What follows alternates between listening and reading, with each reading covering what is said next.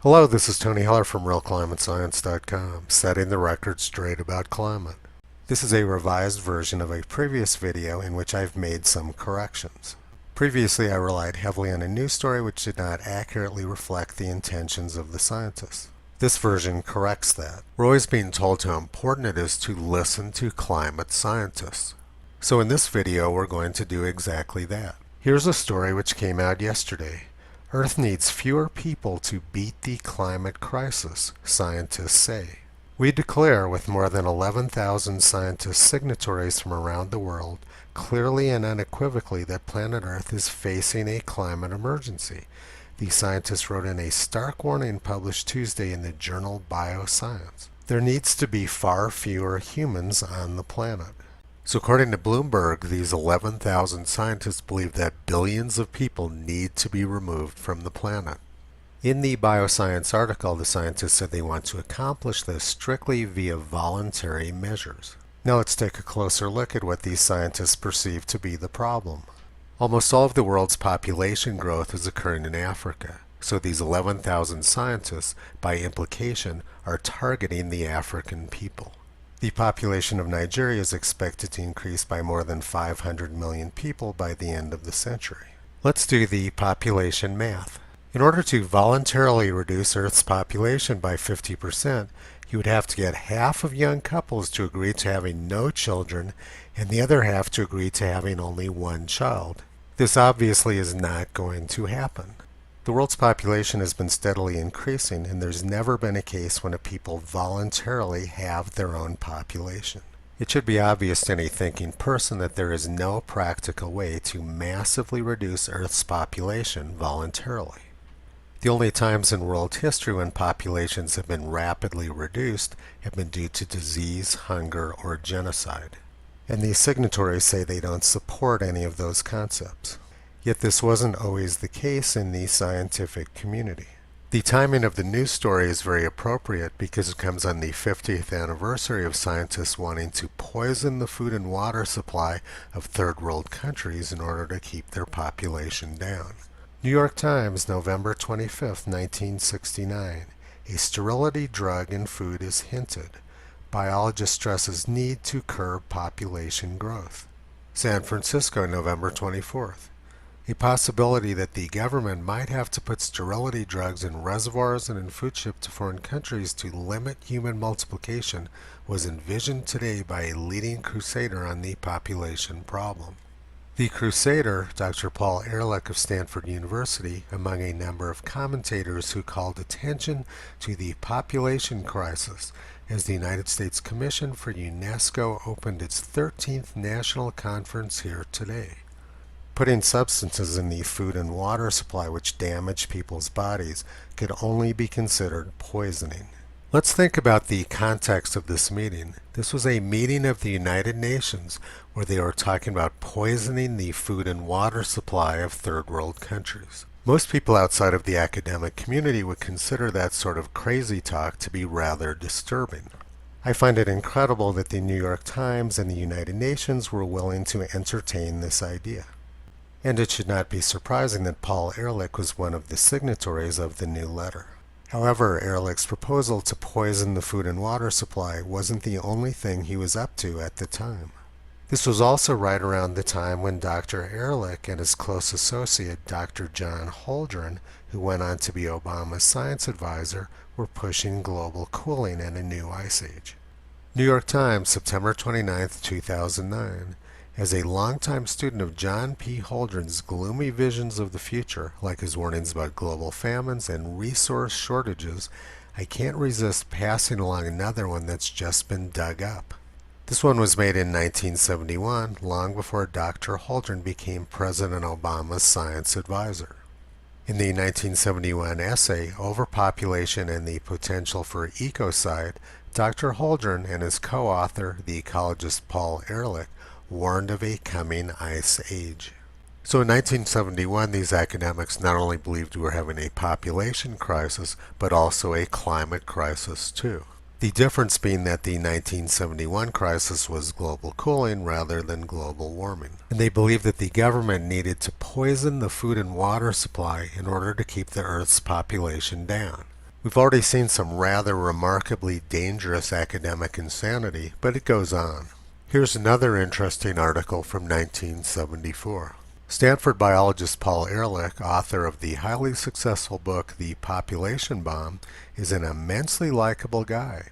He's also deeply concerned about the fate of the planet and all of its inhabitants. Paul Ehrlich has noticed yet another dark cloud on the horizon. Reed Bryson and some other climatologists are now pretty certain that the climate we experienced from 1930 to 1960 was the peak of a 1,000-year warm cycle. The world will not enjoy weather as good again for another 100 decades. This means that the drought now spreading across the sub-Sahara, the late spring in our own Midwest, the increasingly chancy character of India's monsoon rains, and other isolated weather events may not be so isolated after all. These words all sound very familiar. 45 years ago, the academic community was expressing exactly the same concerns about climate and overpopulation, only back then they were talking about global cooling rather than global warming. And the press described Dr. Ehrlich, who wanted to poison the third world, as an immensely likable guy who cared about all of the Earth's inhabitants. Now let's go back to the original article. 40 years ago, scientists from 50 nations converged on Geneva to discuss what was then called the CO2 climate problem. At the time, with reliance on fossil fuels having helped trigger the 1979 oil crisis, they predicted global warming would eventually become a major environmental challenge. We've seen the current claim about 40 years ago. Now let's go back in time 40 years and see what was actually going on. March 9, 1980, new ice age may soon grip cooling Earth. Something strange is happening to weather throughout the world. Chills and droughts in recent years have hit not only here, but also in Europe, Africa, Asia, New Zealand, and South Africa. Even near the equator in subtropical Brazil, where winter supposedly never comes, snow and frost repeatedly have devastated the coffee plantations and sent world prices for coffee beans soaring. The weather patterns of our planet are becoming unstable, the National Academy of Sciences warned in 1975. That's quite a different story from the Bloomberg article from yesterday. Climate alarmists are counting on the fact that most people don't remember the past. Now let's look at some other things from Dr. Ehrlich's past. October 6, 1970. Ehrlich predicts that the oceans will be as dead as Lake Erie in less than a decade. America will be subject to water rationing by 1974 and food rationing by 1980. Well, none of those things happened, and now we're having an obesity crisis instead. It's impressive how Dr. Ehrlich managed to get everything exactly backwards. Here's another article about Dr. Ehrlich from November 17, 1967. Already too late. Dire famine forecast by 75. It's already too late for the world to avoid a long period of famine, a Stanford University biologist said Thursday. Paul Ehrlich said the time of famines is upon us and will be at its worst and most disastrous by 1975. He said the population of the United States is already too big, that birth control may have to be accomplished by making it involuntary and by putting sterilizing agents into staple foods and drinking water, and that the Roman Catholic Church should be pressured into going along with routine measures of population control. So this academic, whom the press described as an immensely likable guy, was pushing the idea of forced sterilization and poisoning people's food and water. In 1969, Paul Ehrlich told the New York Times, "The trouble with almost all environmental problems is that by the time we have enough evidence to convince people you're dead. We must realize that unless we're extremely lucky, everybody will disappear in a cloud of blue steam in 20 years. So Paul Ehrlich's position was that unless we poison large numbers of people, everybody's going to end up dead, disappear in a cloud of blue steam by the year 1989. Another important part of Ehrlich and Holdren's solution to the population crisis and the global cooling crisis was to shut down the U.S. energy supply. August 11, 1975, by John P. Holdren. The United States is threatened far more by the hazards of too much energy too soon than by the hazards of too little too late. Holdren was a professor at Berkeley, and Ehrlich is a professor at Stanford University. both located in Northern California, where currently people do not have enough electricity because the government is cutting off their electricity supply. And remember that John Holdren went on to be Barack Obama's science advisor. In this video of Obama from 2008, you can see how Holdren was influencing his thinking. Under my plan of a cap and trade system, electricity rates would necessarily skyrocket. Even, regardless of what I say about whether coal is good or bad, because I'm capping greenhouse gases, coal-powered plants, natural gas, you name it, whatever the plants were, whatever the industry was, they would have to retrofit their operations. That will cost money. They will pass that money on to consumers. There's no better way to shut down the U.S. energy supply than to make it too expensive for middle class and poor people, as Obama said he wanted to do. Making fuel too expensive for people to heat their homes or giving them a choice between heating their homes and feeding their children would cause tremendous harm and likely death to a lot of people. During the 1970s, a large group of scientific signatories sent a letter to President Nixon warning of a new ice age in about a century. And NASA's leading climatologists, Rasul and Schneider, predicted a new ice age as early as 2021. Ehrlich got all of his prior eco-catastrophe predictions wrong and was promoting poisoning huge numbers of people. But by 1997, he was calling essential trace gas, carbon dioxide, a poison and saying it was criminal to not believe his global warming scam. It's amazing that someone who had been promoting poisoning the food and water supply would label essential life-giving gas, carbon dioxide, as a poison. And he called other people criminal for providing the energy which the population needs to survive. The academic community turned on a dime, switching from the global cooling scam to the global warming scam. In 1989, the United Nations said that entire nations could be wiped off the face of the earth by rising sea levels if global warming is not reversed by the year 2000. In 1988, experts said that the Maldives would be completely drowned within 30 years, which would have been last year. And they also said that the Maldives would run out of drinking water by the year 1992. And meanwhile, back in the real world, the Maldives are prospering, opening up 5 new airports this year alone. Not too bad for a place which was, according to experts, supposed to be underwater last year. I took this picture up at the National Center for Atmospheric Research earlier today. Note the text I've got highlighted. Some entire island nations will be submerged. This is the same text which the UN used in 1989 when they said we only had until the year 2000 to save these nations from being drowned. Climate scientists seem to be completely oblivious to their past failures and incapable of learning from their own history and their own mistakes. But this may have been the most disturbing exhibit at the National Center for Atmospheric Research today. It says that you choose the climate future by the choices that you make. These were some of the choices they gave you. They want you to give up your meat, they want you to give up your car, and they want you to give up your vacations and plane travel. So why are climate scientists trying to control your diet, your vacation, and your travel? This notice I got from the American Association for the Advancement of Science gives us a good hint. They want rapid, far-reaching, and unprecedented changes in all aspects of society.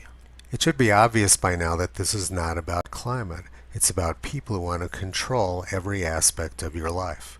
They've been doing this for a very long time. This 30-year-old article from the Canberra Times shows us exactly the same thing.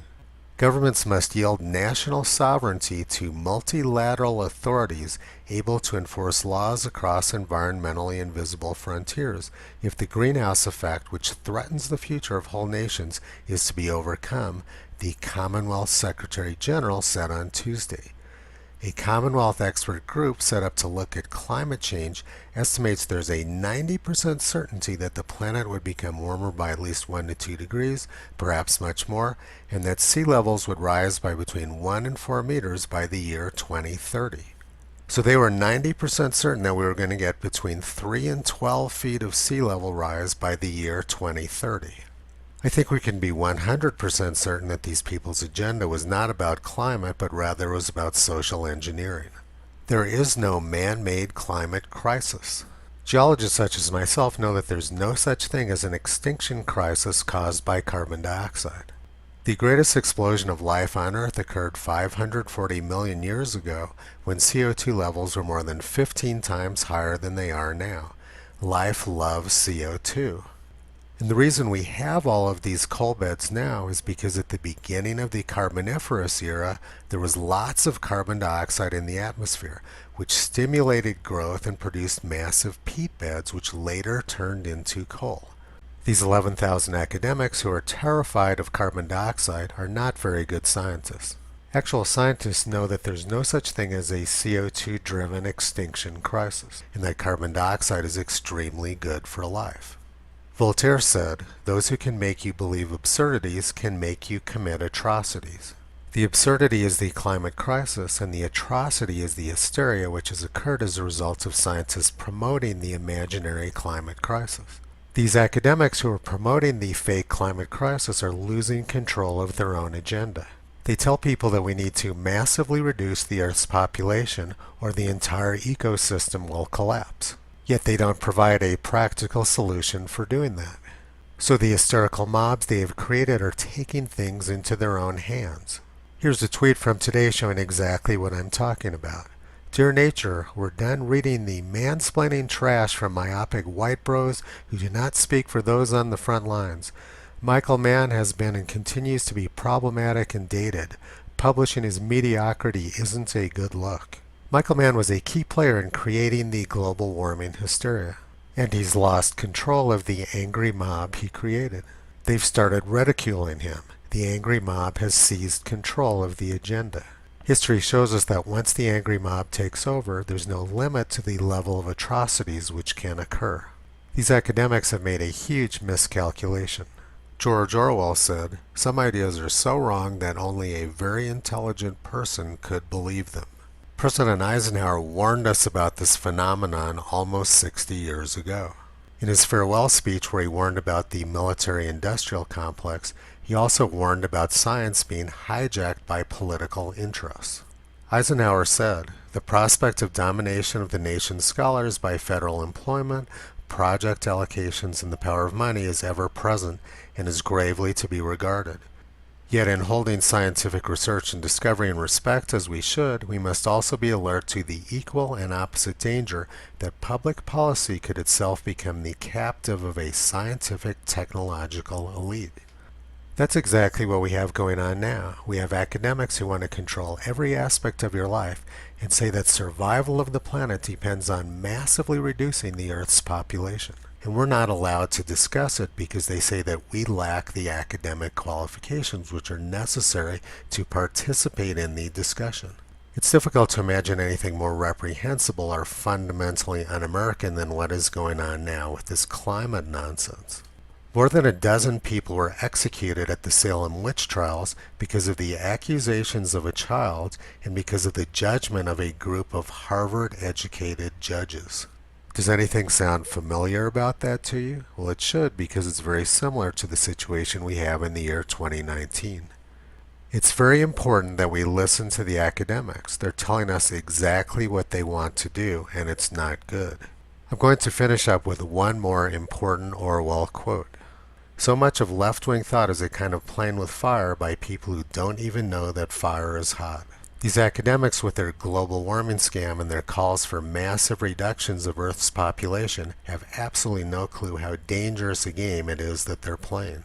Please help get the word out by subscribing to my YouTube channel and following me on Twitter. Visit Toto on the web at realclimatescience.com. He's been pulling back the curtain on junk science and propaganda for a long time.